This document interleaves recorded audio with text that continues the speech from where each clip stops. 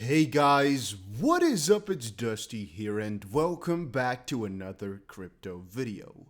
And today has been a very peculiar day for Bitcoin. I hope you guys all watched my video yesterday where I explained what my new trades are, because today I still stand by everything I said yesterday. Things are still looking good. I don't believe the bull run is over. And guys, I'm still buying like a freaking madman. Now, today's video is purely about a little bit more into those trades, but more importantly, about some crypto news. Later today, though, I want to give you guys more information on what coins are still going to be going insane this year. So if that is something you like, if you want some more information on what altcoins and whatnot, make sure you subscribe to the channel for that, as it's about to get interesting. And also guys, there are a couple of Telegram links down below. I recommend everybody to check those out, because on Telegram, I give some updates that are not easily found over on my platforms like YouTube and whatnot. So make sure you just check that out. I think you will enjoy it. All right, guys, my question of today is, let's see you guys' opinion. What's a crypto that I should just go into right now without thinking? If you could pick one crypto that everybody should have, which one would it be? Let me know in the comment section down below.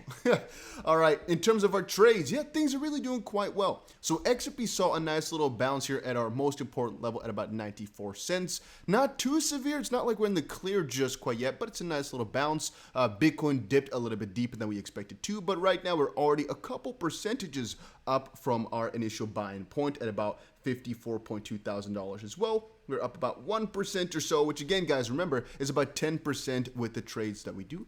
But for Bitcoin, it's actually 15%. For XRP, it's 10%. And on Ethereum, we are up right about, let's quickly check this out. Right now, up about 4%, but in maximum, I think we were up like quite a lot of percent, basically, that we were up on today. We can quickly check that out for Ethereum. On the Ethereum chart, we bought it right here when I told you guys about this yesterday. I guess at maximum we're up about 5% or so on that one. On the Bitcoin, let's quickly also, oh, we're on the daily already, so that one is doing pretty juicy. And the XRP one, let's quickly see this.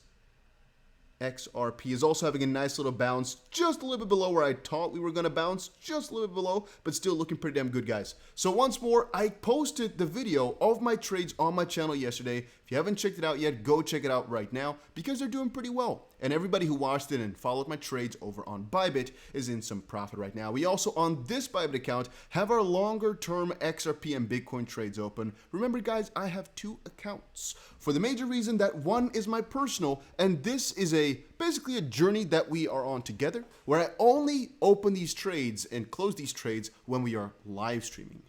And I guess I could have actually opened these ones in my video yesterday as well.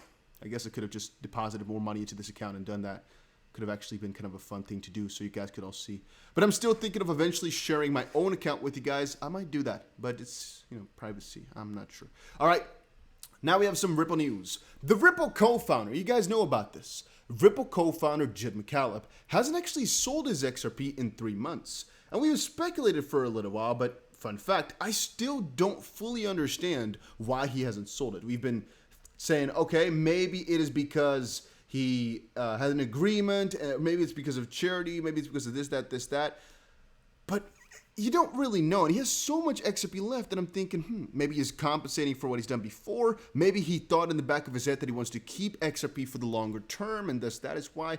It is so strange to really fathom why he would all of a sudden stop. And also, I'm not sure if it's a good or a bad thing, from the perspective that if he has so much XRP left and he's waiting for better times, that is not good. Maybe he's been warned by a legal advisor that he should stop selling. I mean, there's so many different possibilities, you guys, and that's what makes it really, really difficult. It makes it really, really difficult to kind of get if this is a good or bad thing.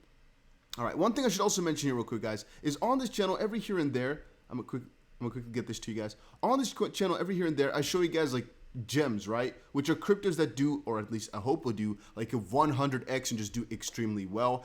I've been sharing a couple of tips of that nature over on Telegram as well, and I made a new group specifically for that altcoin gem information, so it's not mixed up with our normal XRP and whatnot news. There will be a link for this Telegram down below too, if you're interested in buying coins before they launch, because I'm leaving a lot of the information that I have in there so you guys can see it in a nice little overview. So we hopefully get less questions from people. I try to get things kind of in one place. All right, you guys have most likely done a transaction with Ethereum once or twice, right? I hope, at least.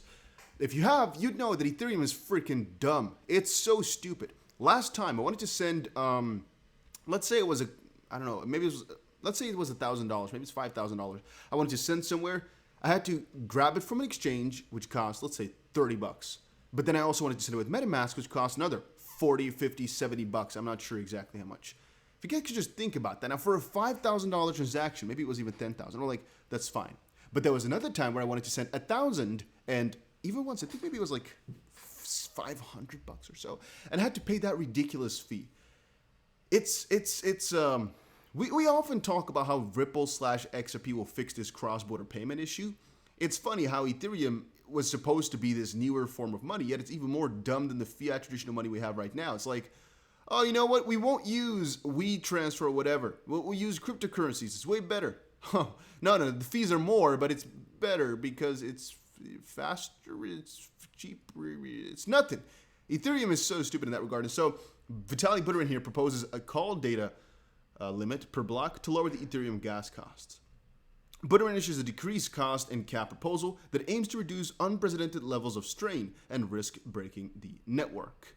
Ethereum co-founder Vitalik has proposed a new limit on the total transaction call data in a block to decrease the overall transaction call data gas cost over the Ethereum network. Buterin's post in the Ethereum Magicians Forum, EIP 448, which is Ethereum Improvement Protocol 4488, highlights concerns regarding high transaction fees on Layer 1 blockchains for rollups and the considerable amount of time to implement and deploy data sharding.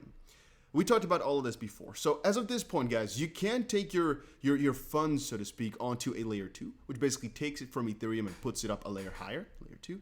However, even that process is actually pretty significant. It takes a lot of money and it takes a long time.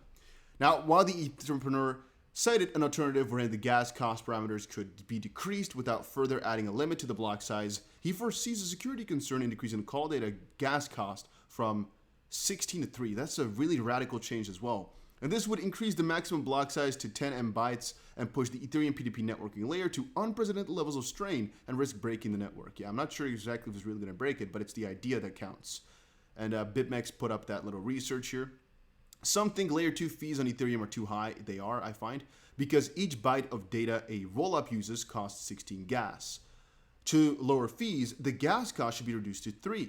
This should be a large benefit with 5 times lower fees. However, in the long term, this may mean block size in a new network constraint is a new network constraint eventually. Not now, but eventually.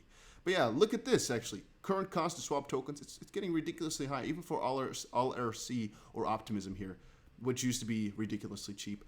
It's worth rethinking the historical opposition to multi-dimensional resource limits and considering them as a pragmatic way to simultaneously achieve moderate scalability gains while retaining security. Point being, you can go a little bit further into the exact details of it, but I don't think it's necessary. It's just there's a new proposal put up here. There's a new idea being thought out as Ethereum gets so ridiculously popular and as NFTs will only keep going crazier. Right now, this whole play-to-earn game, a lot of which are built on Ethereum, will most likely keep getting more popular. There's going to be more and more strain, so they have to think about the future really properly. Then again, Ethereum 2.0 piece by piece rolling out, which makes things, I guess, significantly better, but it takes time. All right, Bank of England chief concerned over El Salvador use of Bitcoin as legal tender. We've actually read an article similar to this one before. Andrew Bailey, the governor of the BOE, said El Salvador's decision to adopt Bitcoin as an official currency was concerning. It concerns me that a country would choose it as a national currency, Bailey said, while speaking at the Cambridge University Student Union yesterday's evening. What would worry me the most of all is, do the citizens of El Salvador understand the nature and volatility of the currency that they have? Yeah, because I think about that too. Let's say you get your paycheck today, right? And you have to pay your bills in about a week from now. What if Bitcoin gets a 30% correction and all of a sudden you can't pay your bills anymore? And then once you pay them, the day afterwards, they just pump by like 50%. That's like awful if you think about it. So from that perspective, the people need to be really in a position where money is not, the majority of people taking Bitcoin as a salary shouldn't be in the little survival phase. Like if you have the different, rankings stacked on top of each other, the situations of wealth, you shouldn't be in that survival state where every single paycheck that you get matters to the critical core, because otherwise you're going to be out on the street. If that's the case, such a volatile thing. I don't think is best either. I'm just going to be completely honest with you. Can it eventually be the standard? Yes, but there needs to be way more money inside of it. It needs to be way more widely accepted and used, so that it's just going to be like normal already. You might say, yeah, but that starts with one. It's true, but I think it should start with slower implementation. And if we're going to get it, more countries at the same time to basically get like a standard going, rather than one country has it, everybody hates it, no other country wants to do it now. If you guys get my drift, they should slowly ease into it, not such a radical shift like they are doing, if you ask me. Then again, El Salvador also bought another, I think 100 Bitcoins just now to buy the dip. And at the end of the day, I don't think it's going to be too bad as long as you can always get the option to get paid in some other fiat. But again, that is just me. Now we also have one thing on Twitter. Mr. B shared, for me, Ripple posting 114 jobs while under the SEC lawsuit is very bullish. I actually want to share that here. That is actually pretty cool if you think about it. The fact that Ripple is still hiring such a huge amount of people. And from a certain perspective, you guys, a lot of people don't really understand the fact that Ripple's under so much pressure, yet they're still selling their XRP. They're still continuing on with all their operations still growing. It shows me, at least, it shows us all, but I think me most, how dedicated they are to their goal and how certain I am that they will be achieving it. So I'm always excited for that. And guys, a little last note, make sure you check out my Instagram. A couple of cool memes on there. I need to put the link down below because I forgot. But there's a couple of bigger pages that are also DustDBC-like that are scams.